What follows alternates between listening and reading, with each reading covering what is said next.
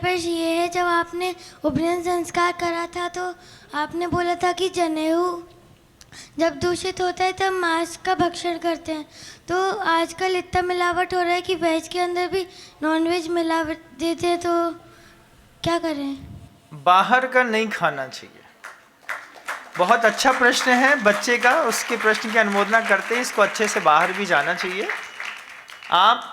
आपने उपनयन संस्कार में ये संकल्प लिया था कि जब हम मांसाहारी पदार्थ को खाते हैं तो हमारा जनेऊ दूषित हो जाता है, या फिर स्त्री संपर्क करने से या मांसाहारी पदार्थ को खाने से।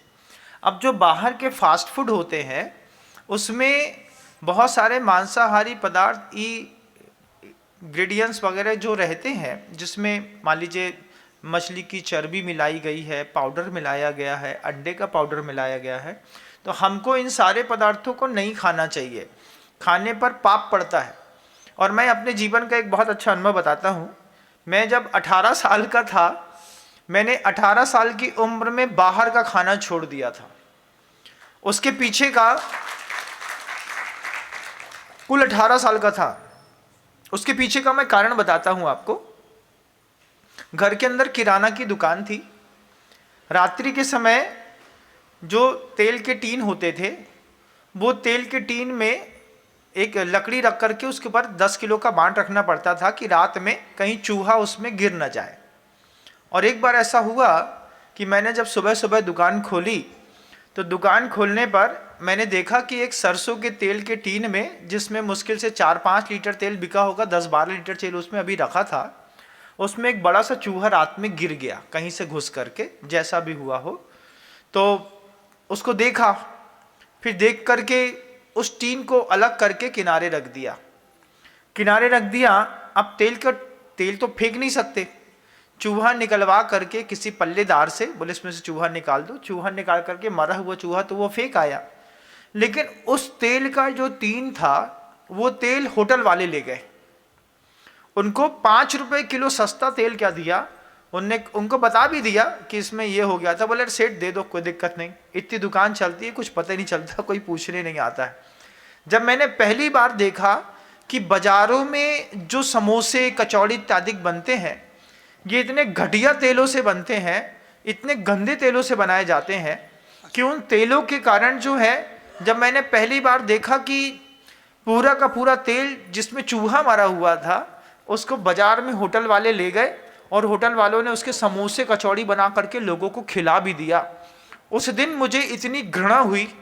उस वक्त मेरे जीवन में कोई गुरु नहीं था, लेकिन उसके बाद भी जैनत्व के घर के ऐसे अच्छे संस्कार थे कि उन संस्कार के चलते मैंने खुद संकल्प किया कि मैं आज के बाद जीवन में कभी बाहर का नहीं खाऊंगा। और मुझे बहुत अच्छे से याद है, 18 साल की उम्र के बाद मैंने जीवन में कभी बाहर भोजन नहीं किया, किसी भी प्रकार का कोई भोजन नहीं किया। 20-22 साल की उम्र में तो मैं फिर गुरु जी के पास ही आ गया। 2 साल ऐसे ही निकल गया मेरा बहुत अच्छे से।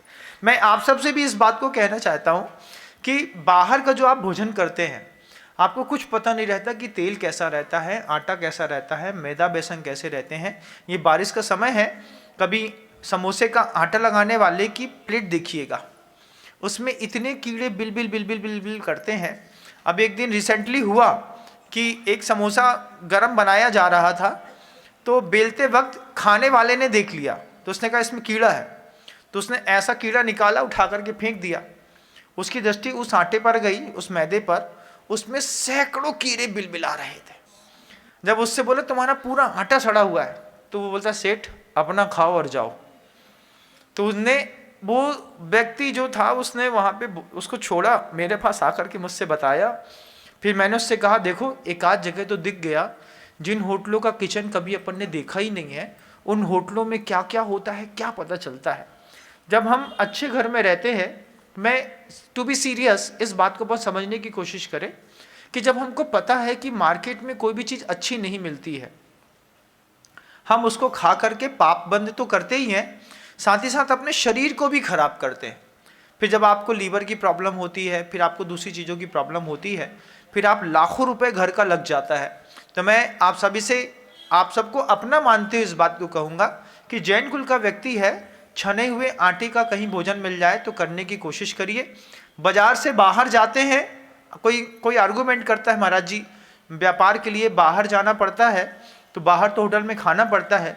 मैं आप सबको बताता हूँ कि मैं भी कभी कितनी बार मैं व्यवसाय के लिए किसी चीज़ों के लिए बाहर गया, तो जब मैं बाहर जाता था तो सबसे पहले जैन मंदिर पूछता था, फिर जैन मंदिर जाकर के प्रभु जी के दर्शन करता था। दर्शन करने के बाद मैं वहीं पे किसी से भी पूछ लेता था, भैया हम बाहर से आए हैं और हम बाहर का नहीं खाते, किसी के यहाँ भोजन मिल जाएगा क्या हमको।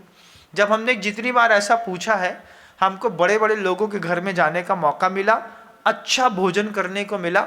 मैंने उनके संबंध भी हमारे उनके बहुत अच्छे बने। भोजन मांगना कोई बुरा नहीं है, होटल में पैसा देकर के खाने से अच्छा है किसी घर के अंदर जाकर के भोजन कर लो और घर वालों को 200 रुपये का एक टीका बच्चों को देकर के चले आओ, कम से कम आपका शुद्ध भोजन मिलेगा। साथ ही साथ आप 200-300 रुपये का भोजन मार्केट में करते, 200 रुपये आप भोजन करने के बाद रिक्वायरमेंट करो, किसी भी मंदिर में जाओ, भैया हम बाहर से आए हैं, हम बाहर का नहीं खाते, किसी भोजन करना है, भूख लगी है। कोई भी व्यक्ति आपसे बोलेगा भैया हमारे घर चलो, घर जाओगे तो शुद्ध पराठा शुद्ध घी का मिल जाएगा, दाल सब्जी घर जैसी मिल जाएगी। लौटते वक्त आपको लगा कि हमको इसका एहसान नहीं लेना है, तो आप बहुत अच्छे से बच्चे का 200-300 रुपये से टीका कर दो। जैन समाज का पैसा जैन समाज में रहेगा, अपना स्वास्थ्य भी सुरक्षित रहेगा और साधर्मी का प्रेम व्यवहार भी बहुत अच्छा बनेगा। मैं सबको अपना मानता हूँ, इसलिए मैं चाहता हूँ कि अगर आप मेरी बात को गंभीरता से सुनेंगे तो निश्चित रूप से आपको भी, आपके जीवन को भी बहुत अच्छा देखने का, सौंदर्य देखने का मौका मिलेगा।